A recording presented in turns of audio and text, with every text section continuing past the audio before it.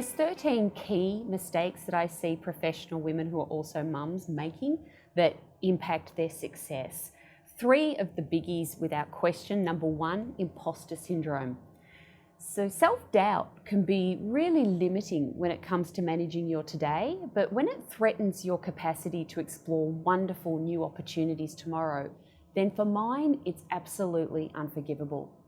We need to be aware of when imposter syndrome's sneaking in. Without question, I caught imposter syndrome from motherhood.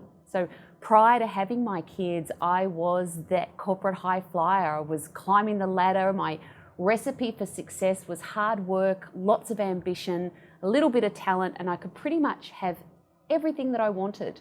And that all came sort of crumbling down when I had 3 babies in 3.5 years, and the wheels started to fall off. And I'll never forget the day that it really impacted me. I was taking my son to school drop-off, because, you know, other mums do this, right? I can do this, I'm a superwoman.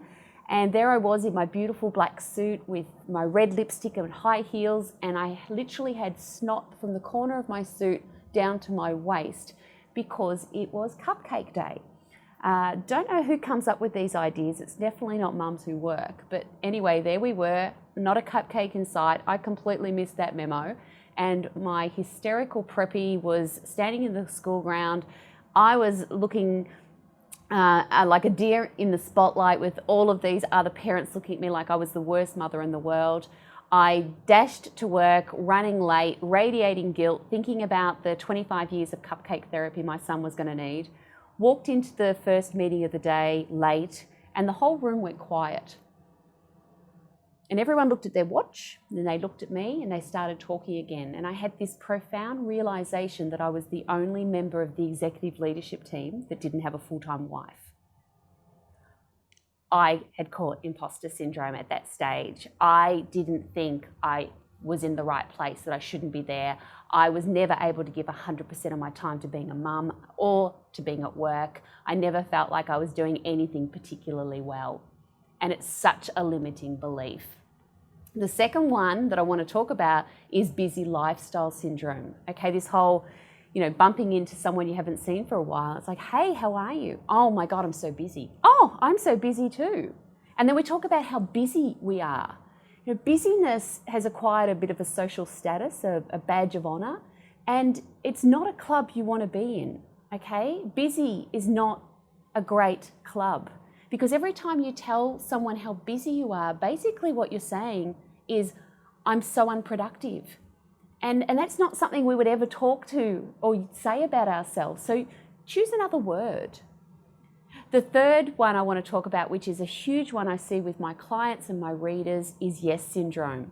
Being that go-to girl or that people pleaser.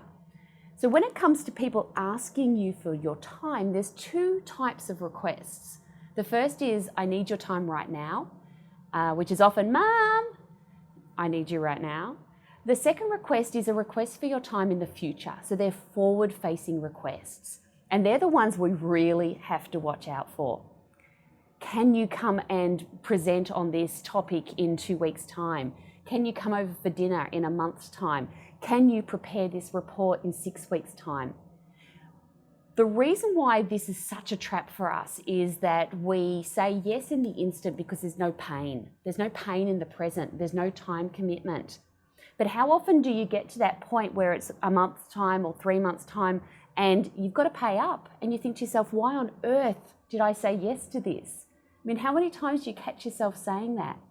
So there's a whole heap of strategies in the book for dealing with yes syndrome, with busy lifestyle syndrome, with imposter syndrome, and the other 10 mistakes that we make as working mums, which are absolutely impacting our success and our ability to really thrive.